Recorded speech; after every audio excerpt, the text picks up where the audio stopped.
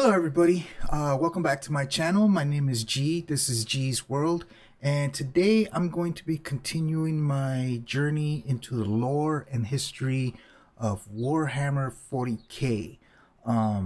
This is going to be a reaction and review of a viewer suggestion, or rather the second one that he suggested, by the name of Dominic 36127. And this one is called How Space Marine Chapters Are Organized. Warhammer 40,000 Lore by Arbiter Ian. I'll link his channel below. So without further ado, I have it queued up. Let's dive right in.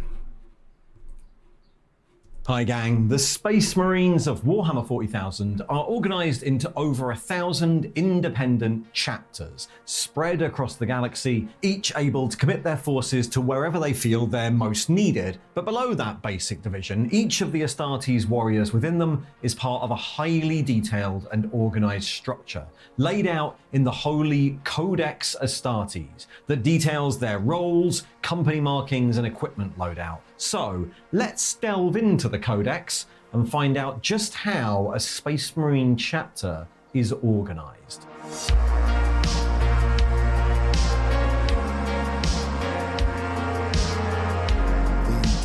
And if you'd like to support the channel, like and subscribe, or stay tuned at the end for some details of merch and affiliate links. As I said, I'll be putting his link The down famed below. treatise that lays out the organisational doctrines of the Space Marines is known as the Codex Astartes, penned by Robute Guilliman in the aftermath of the Horus Heresy, and intended to lay out a reliable plan for the structure, tactics and maintenance of the ideal Space Marine force. The Codex Astartes is a massive tome prescribing in detail the strategic and tactical doctrines of the Space Marines, and containing details on approved logistics management, equipment specifications, deployment techniques, camouflage markings, and numerous philosophical treatises about the role and duties of Space Marines within the Imperium. It was actually started midway through the heresy as a way of Guilliman recording and distributing his wisdom, and then morphed post-heresy into a kind of handbook for the new Space Marine chapters that sprang up in its wake. In fact, the Codex Astartes is the document that lays out that Space Marines should operate as chapters. But the part that the Codex is most well known for is its recommendations and stipulations over the organisation of a Space Marine chapter, from the correct loadout and the roles of individual squads, to their markings and heraldries, to their organisation into companies and the responsibilities of their commanders. In fact, so well known are its stipulations that chapters that cleave very closely to them are often described as Codex-compliant chapters. There is a defined way in which a Codex-compliant Space Marine chapter is expected to function, one that can be explained and laid out, and which most chapters in the Imperium at least broadly follow. However, that statement of course implies that there are many chapters that don't do that. The Codex was never intended as a hard and fast set of rules, but more a set of guidelines that chapters might benefit from, and given when it was written, it was only the latest of many different organisational structures used by Space Marines over their history of service to the Imperium.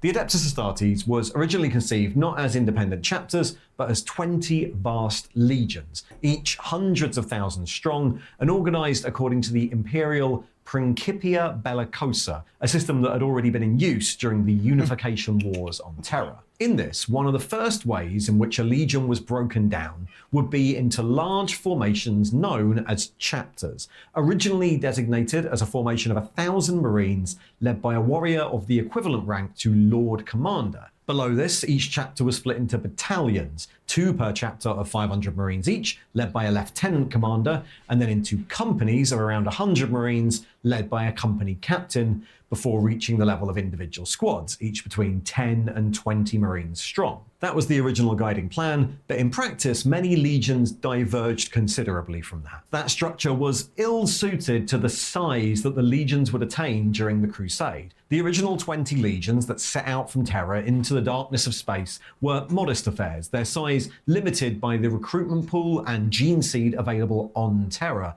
But once the legions rediscovered their Primarchs, their gene reserves were bolstered, and by recruiting heavily from their Primarchs' homeworlds, the scale of many legions soared. To include hundreds of thousands of battle brothers, some legions would field companies that were up to 1,000 Marines strong.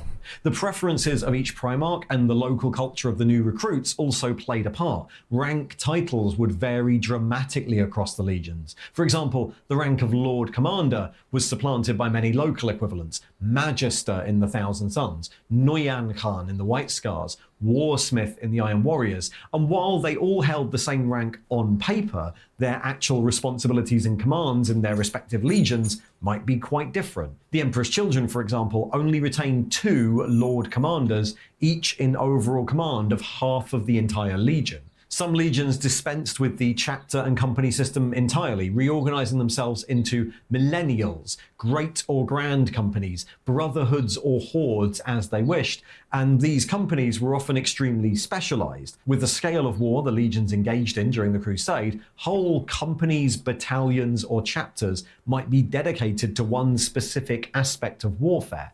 Recon companies, assault chapters, all of those could be common depending on the culture of the legion. While the Great Crusade was ongoing, this wasn't really an issue. Legions tended to fight on their own, and issues of rank or organizational preference would only come up when multiple legions needed to work together.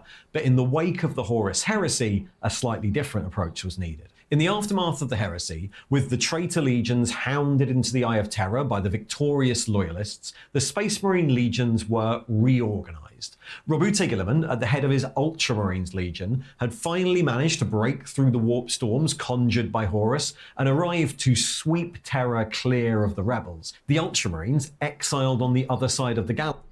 Hold on, I like looking at these maps. Well, what is this though? Well, there's Terra. And these maps like vary in color and intensity.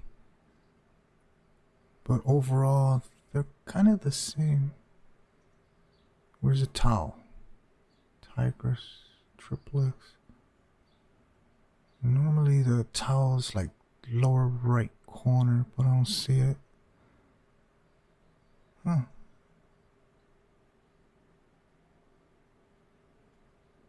Or this is just the chapters of Space Marines then. I'm still getting familiar with it, so gotta be patient with me. Let's keep going.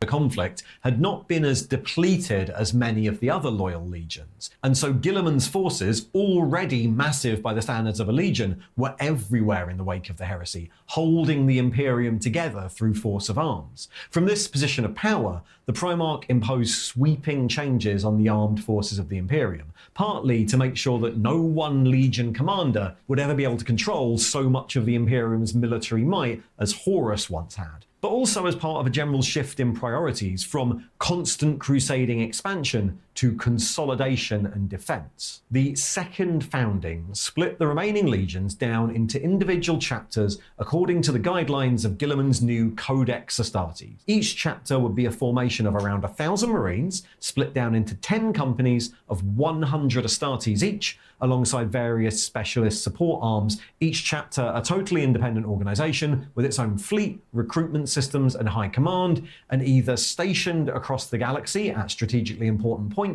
or based in a roving fleet. I have a full video on the second founding here listing all the chapters that we know were created, but generally this resulted in a removal of many of the more specialist units that the Legion structure had contained, with a preference towards 3 unit types that were the bedrock of the old Space Marine infantry companies: the flexible bolter-armed tactical squad, the jump pack equipped assault squad, and the heavy support squad armed with heavy weapons, which would become known as a Devastator squad. This new structure would remain for the next 10,000 years. Wow.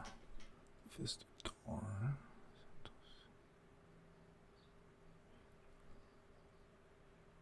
The siege hammers. Ooh, I like that. The heralds of truth. They all seem to have pretty much the same stuff. Except for the first company, it's just all veterans and dreadnoughts. Is, Keep going. though, as with the legions, there was a fair amount of differentiation. Some legions had split themselves down into chapters as requested, but never really accepted the rest of the Codex Astartes, and they kept to their own pre-heresy systems of organisation. Others, over time, and especially after the fatal wounding of Guilliman, which saw him confined to a stasis bubble for the next 10,000 years, grew to see the Codex Astartes as a holy document, cleaving so closely to its strictures that their organisation became way more rigid and inflexible than Guilliman had ever intended. And lots of chapters, while broadly following the Codex, allowed local culture, available resources, the particular characteristics of their gene seed, or the stated aims and equipment of their founders to influence their organisation, creating unique rank structures and veteran units, or swinging the chapter towards one specific preferred method of warfare. The Dark Angels' unique obsession with the Fallen led to them and their successors retaining their ancient Deathwing and Ravenwing formations. The Blood Angels and their successors' gene seed flaws were codified into their Death Company. The close brush with extinction suffered by the Raptors led to their famed secrecy and preference for covert operations, while the industrial might of their homeworld of Lorin Alpha led to the Fire Angels' preference for mechanized warfare. But the third great change in the organisation of Space Marines would come with the return of Rabute Guilliman at the end of the 41st millennium and the introduction into the chapters of Primaris Space Marines. These Primaris Marines, developed over the intervening millennia by Belisarius Cawl, were deployed with an entire new suite of varied equipment, arms and armour to suit many different roles, many more than the standard chapter had made use of for the last 10 millennia. Intercessor, Infiltrator, Incursor, Reaver, Eliminator and Suppressor configurations, alongside many others, became viable loadouts for Space Marine units, and this led to another reorganisation, with chapters defining their battlefield roles much more generally, and with individual units swapping between various equipment loadouts depending on the requirements of the coming campaign. And that leads us to the organisation and insignia of the Space Marine chapters at the dawn of the 42nd millennium, a system partly derived from the Codex Astartes, partly from 10 millennia of tradition, and partly from the recent reforms of Guilliman and Cawl, all mixed together in different ways depending on the chapter in question. At its core, the Codex's stipulations on chapter and company size have remained roughly the same. A Space Marine chapter is comprised of around 1,000 Space Marine Battle Brothers, organised into 10 companies of around 100 Space Marines, overseen by a chapter high command staff and assisted by various specialist chambers and sub-organisations. Each chapter will have a specific colour scheme, and the main force of the chapter, including its commanders, will be clad in that scheme, including the chapter's symbol, which is usually placed on the left shoulder pad. The Codex does make allowance for camouflage schemes if necessary, but the chapters that use them usually retain one shoulder pad painted in the original scheme. Each of the 10 companies is composed of a number of squads, and each squad will have been assigned a fixed battlefield role and then might swap between different equipment loadouts within that role. The 5 defined battlefield roles within a Space Marine chapter are Command, containing much of the chapter's high command staff, as well as many of its specialists. It's common in many chapters for company-level officers, like captains, to lead a small unit of company veterans who serve as their advisors and honour guard, and they also count as being part of the command role, officially taking on the symbol of a skull on the right shoulder pad. Veterans comprise the chapter's most experienced battle brothers, who are often equipped with rare and ancient arms and armour, or more flexible and idiosyncratic equipment choices, each warrior having their own preferences. In a traditional chapter, veteran squads would have been organised either as Stern Guard with ranged weapons, or Vanguard squads with assault weapons and jump packs, or entrusted with ancient Terminator armour and fielded as Terminator or Terminator assault squads, and in a modern chapter, those squad loadouts might be augmented by veteran intercessor squads and by Blade Guard veterans equipped with swords and boarding shields. Veteran squads are denoted by this cross symbol. To remain tactically flexible, the vast majority of the chapter would be assigned to the battle line role. In a traditional chapter, this would have meant tactical squads, armed with bolt guns and small squad support weapons, but with the introduction of Primaris Marines, that role has been expanded.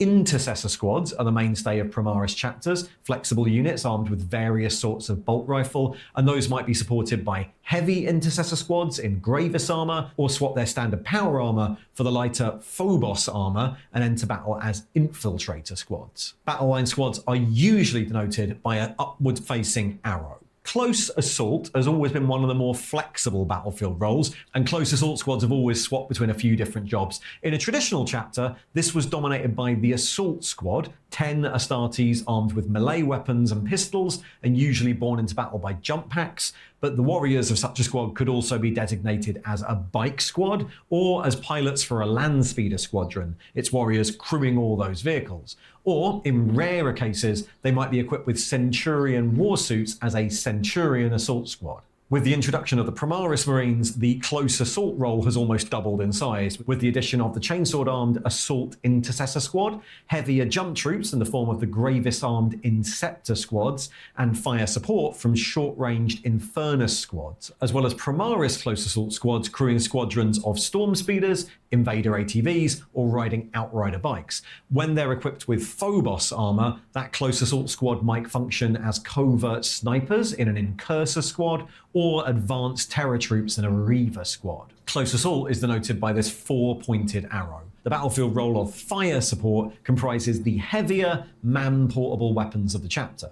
A fire support unit would have traditionally been equipped as a Devastator squad, armed with 4 heavy weapons, or occasionally equipped with Centurion warsuits to make a Centurion Devastator squad. But with the introduction of Primaris Marines, fire support unit configurations now include the plasma-armed Hellblaster squads, melter-equipped Eradicator squads, missile launcher-equipped Desolator squads, the heavy Gravis armor-equipped Aggressor squads, and the much lighter Phobos-equipped Eliminator and Suppressor squads. And their symbol is usually an upturned V shape. The Codex Astartes assigns the battlefield role symbol to the right shoulder pad of the Space Marine, though this is very, very changeable. Even Codex compliant chapters often vary the positioning or style of those symbols. One individual squad, assigned say as battle line, might find itself rotated through many of those different unit loadouts during the course of a campaign, though with a few exceptions, first-spawn Marine units tend to stick to the pre-Primaris squad loadouts of Tactical, Assault and Devastator, while Primaris Marines are almost always organised using the newer squad formats. This might mean that a Primaris-only chapter simply does not field tactical squads at all, or that a mixed chapter slowly starts to field more Hellblaster and fewer Devastator squads as time goes on, their first-spawn Marines either crossing the Rubicon Primaris, dying in battle, or ascending into the ranks of the veterans. The exact makeup of which squads are fielded by which chapter is dependent on lots of things, not least the preferences of each of their company captains. As I said, a chapter is comprised of 10 companies, and these companies all have a specific role within the chapter organisation and their own command staff and heraldry. Each of the 10 companies of the chapter is led by a company captain, a warrior with decades or centuries of service, who's accompanied by a small unit of company veterans to serve as his command squad. This often includes the roles of company champion, the finest swordsman in the company, often serving as a bodyguard to his captain, and the company ancient, a warrior of proven heroism who's permitted to carry the company's standard. This command staff might then be augmented by warriors drawn from other parts of the chapter who provide specialist skills. It would be normal for each company to have its own assigned chaplain and apothecary, and very common for it to be accompanied by psychers from the Librarius or tech marines from the armory. And a company might also include dreadnoughts, warriors who've been interred in a dreadnought suit after suffering a great injury, though it's rare for any company to have more than a couple of these. A full-strength company fields 100 Astartes battle brothers, organised into between 10 and 20 squads of between 5 and 10 Marines, each of which is led by a sergeant.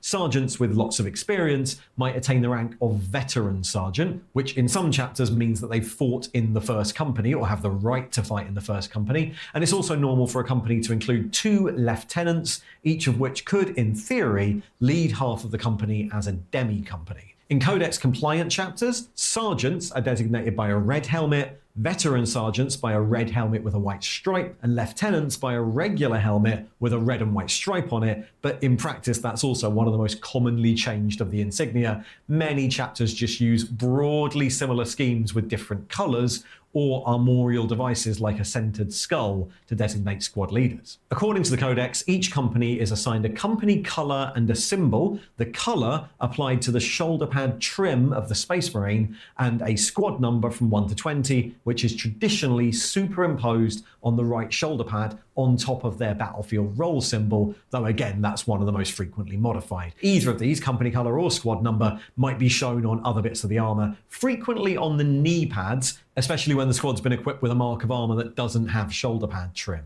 The first company of the chapter is the Veteran Company, comprised of the most experienced warriors of the chapter, organized into between 10 and 20 squads, all with the veteran battlefield role. Beyond that, the breakdown of squads might be influenced by the preferences of their captain or the veterans themselves, or just by the equipment that's available. Terminator armor, for example, is the sole domain of the first company, though it's rare that a chapter will have enough Terminator suits to equip the whole veteran company at once. The captain of the first company is often the de facto second in command of the chapter below the chapter master himself, and will often be the successor for command of the chapter in the event of the chapter master's death. And the first company captain holds the rank of master of the keep, which means that he will be responsible for the defense of the chapter's homeworld if the chapter master is deployed to battle. The trim of the first company is white in a Codex compliant chapter, with many veterans also wearing white helmets or white surcoats or loincloths. The second, third, fourth, and fifth companies of the chapter are then designated as battle companies and are tactically flexible forces that usually form the core of any of the chapter's deployments. Assuming all the squads are at 10-man strength, these battle companies consist of 6 battle line squads, 2 close assault squads, and 2 fire support squads, and then below that, squad composition is just as flexible as always. Those 60 battle line Marines might be fielded as 2 10-man firstborn tactical squads and 4 10-man Primaris intercessor squads, or as 12 5-man intercessor squads, or whatever other combinations required based on preference, manpower, and mission. 10-man squads of Astartes are even frequently split down further on the battlefield into 2 5-man combat squads. The whole point of the battle companies is to be as flexible as possible and provide a core to any deployment that can handle any potential threat. The second battle company traditionally uses yellow or gold trim, and its captain holds the rank of Master of the Watch, heavily involved in the defense of the chapter's home system and the civilian population of its home world. The third company has the heraldic colour of red, and its captain holds the rank of Master of the Arsenal, responsible for ensuring the stockpiles of weapons and war material available to the chapter.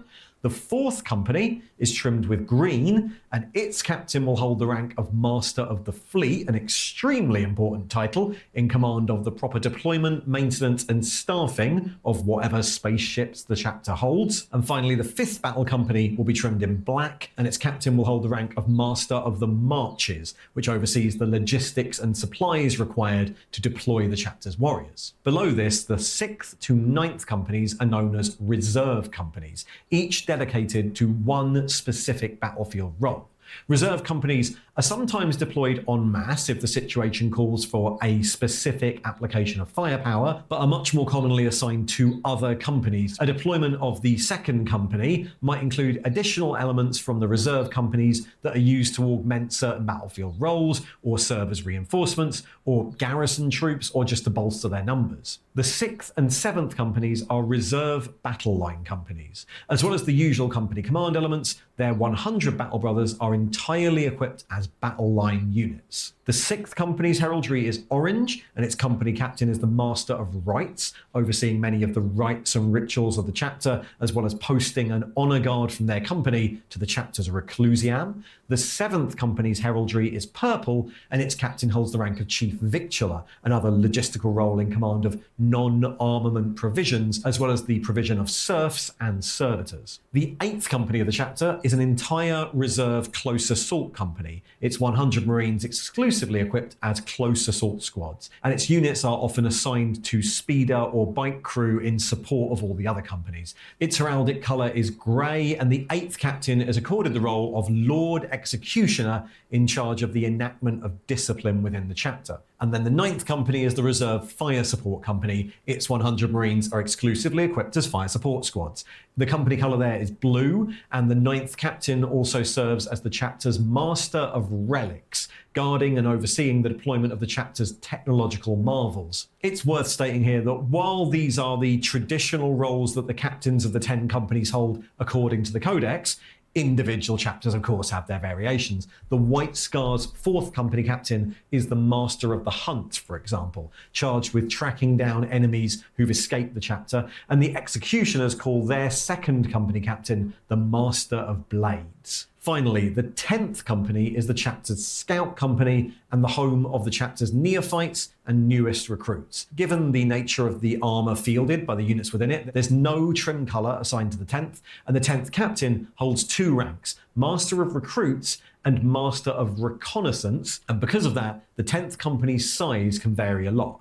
In a traditional chapter, the Marines assigned to this company would be the newest Astartes of the chapter, neophytes still going through the final part of their training and who therefore lack the black carapace, the final implant that allows a Space Marine to control a suit of power armour. Because of that, they'd be deployed as scout squads, infiltrators and snipers clad in lighter scout armour while they complete their training. While nominally still 100 strong, in reality there's no effective limit to the size of the 10th Company. Death in training is relatively common, and so many chapters might have had overstrength scout companies.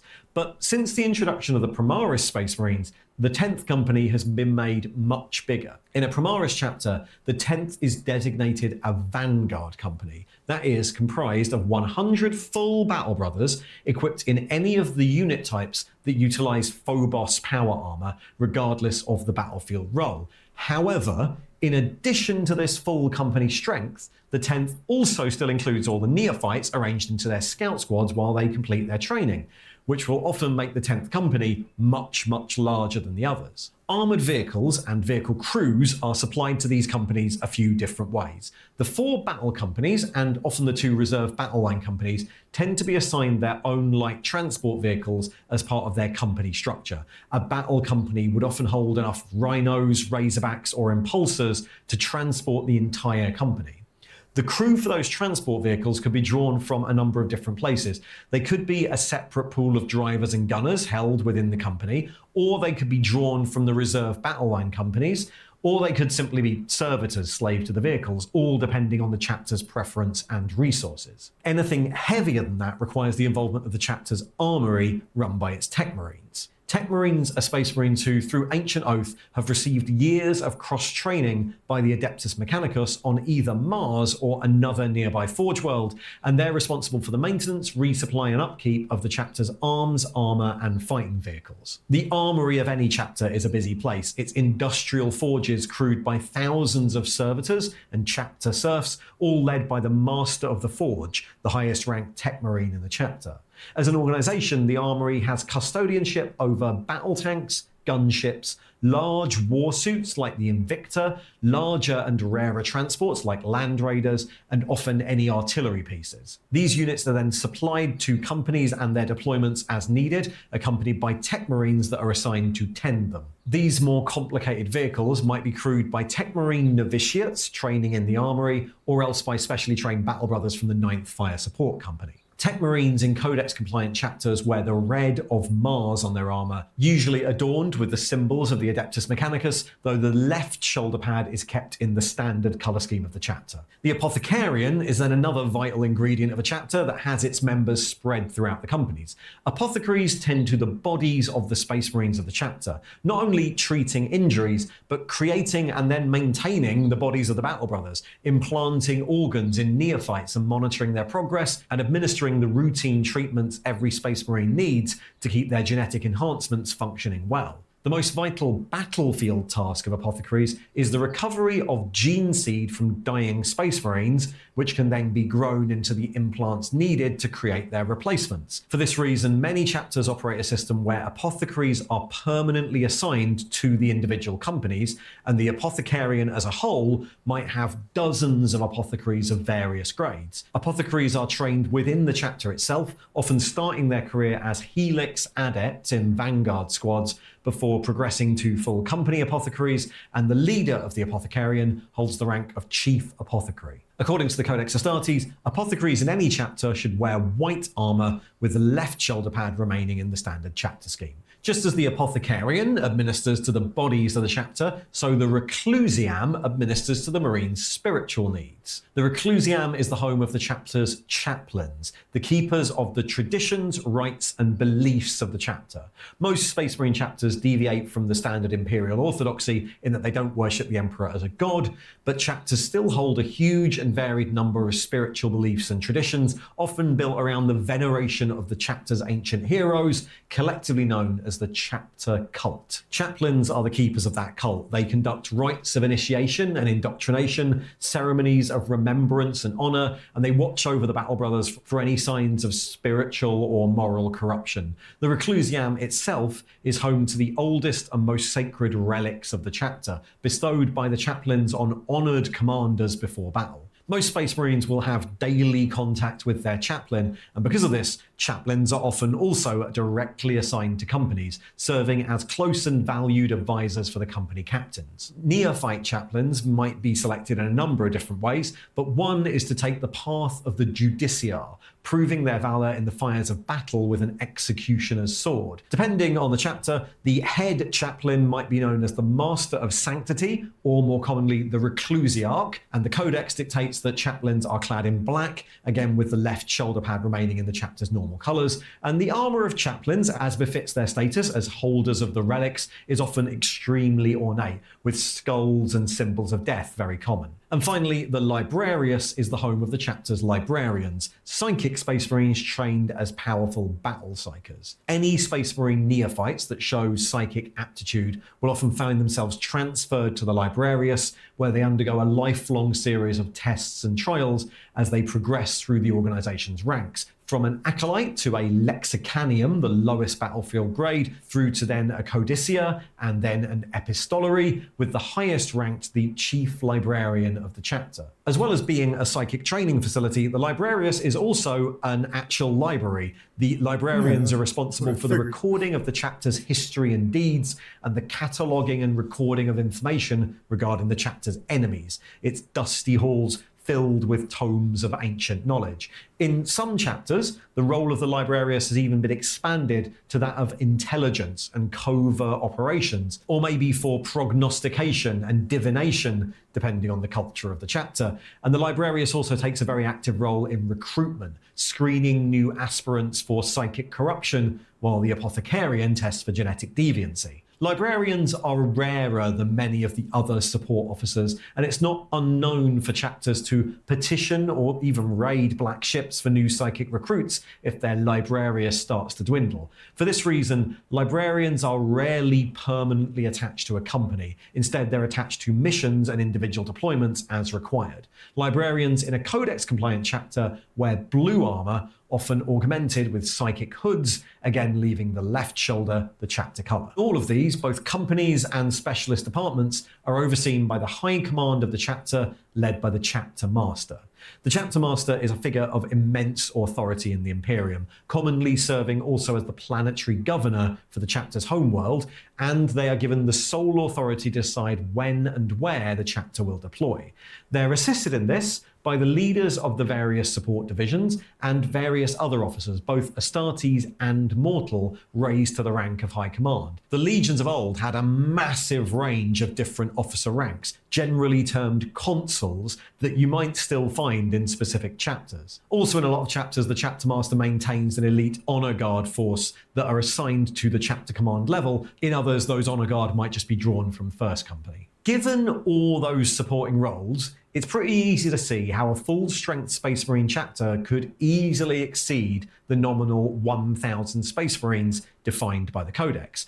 10 companies of 100 warriors, plus maybe another dozen per company in command staff and specialists, the support divisions of the Apothecarian, Reclusian, Forge, and Librarius, command staff, and the many hundreds of novitiates in training could push a chapter far beyond those numbers, but that isn't generally considered a problem. In fact, some chapters exist that have always broken that rule. Their companies dispersed across the galaxy and their numbers pretty inconsistent. And of course, the fortunes of battle can take a toll. Many chapters are in fact far under strength. The only dictate that could see a chapter declared against would be outright legion building, the deliberate attempt to increase the chapter to a size far in excess of what's acceptable, such as happened with the Astral Claws in the lead up to the Badab War, who might have reached as strong as 3,000 or 4,000 Marines. And of course, all of that has so far ignored the many tens of thousands of mortal members of the chapter.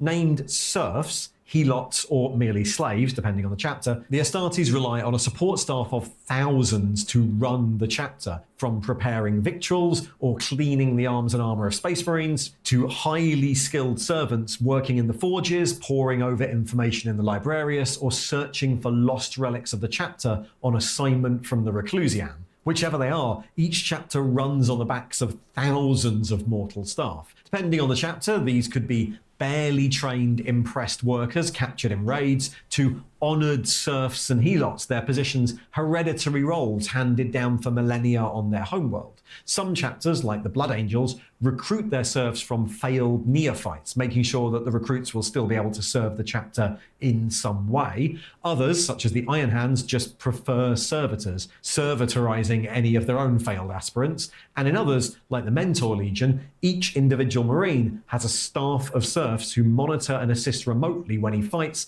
even trained and augmented to be capable of taking to the battlefield alongside him if required. One of the largest populations of serfs a chapter maintains will be within the fleet. Each chapter has its own force of specialist spacecraft designed to deliver the chapter to its mission, and the vast majority of the crew of those vessels will be mortal serfs. Though the fleet is nominally under the command of the fourth captain, and it's not uncommon for injured or partially skilled Astartes to take on positions as masters of its capital ships, the vast majority of shipmasters and captains are mortal, drawn from the population of the chapter homeworld or void-born on the chapter ships. All of this can be really varied, with even Codex-compliant chapters having considerable leeway over their interpretation of the Codex's strictures.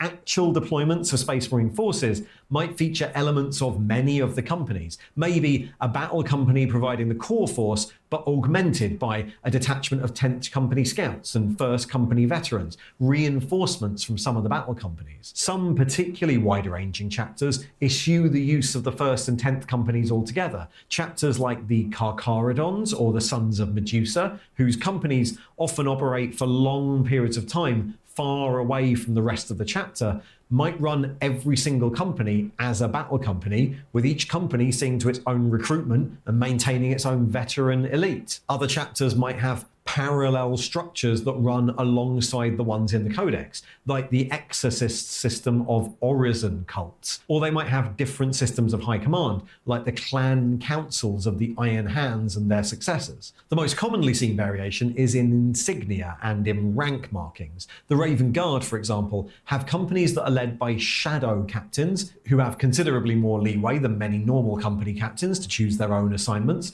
They only display their company colour on one pauldron, denote veterans and captains with a white helmet, but don't use the red helm for sergeants. The White Scars, on the other hand, dispense with company colours altogether. Companies are called brotherhoods in the chapter, are led by Khans, and company and squad assignments are determined by tribal markings applied to the armour of the squad sergeant and the knee pads of the Battle Brothers. Even some of the most hardline Codex-compliant chapters, like the Red Scorpions, who venerate the Codex Astartes as a holy document, still deviate in their interpretation of it, using the ranks of Commander and Lord Commander in place of Captain and Chapter Master, and fielding a far higher proportion of apothecaries than in many other chapters. The Codex Astartes is a colossal document that covers everything from rank, organisation to approved camo schemes, but the ideal chapter organisation it lays out only really exists as a set of guidelines. There are many chapters, certainly amongst the newer ones, who find it to be a respected, even holy document and stick to it very closely,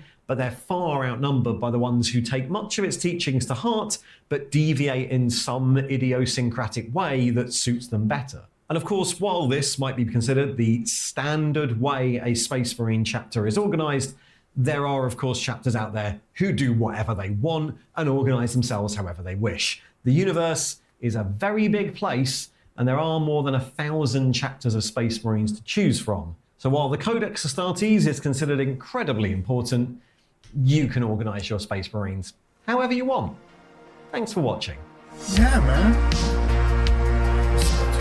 And if you'd like another video about the lore of 40k, there should be something popping up just there to the right. But in the meantime, if you'd like to support the channel, you can hit the like and subscribe buttons, that's always helpful, or look in the description below for links to affiliates, or go to the merch store. There should be a few products linked below, but if you go to the website, there's even more to pick from.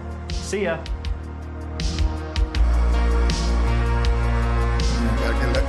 Gotta let my boy get his advertising out. But yeah, man, another great video. Really liked it. My head was spinning for a minute though. I have to admit, I was just like, I was so focused on what he was saying. I'm like, wow, that's wild. It's a lot to take in, honestly. But I'm still learning. You know, it's good. You know, that's why I'm on this journey, because I want to find out and learn everything I can. You know.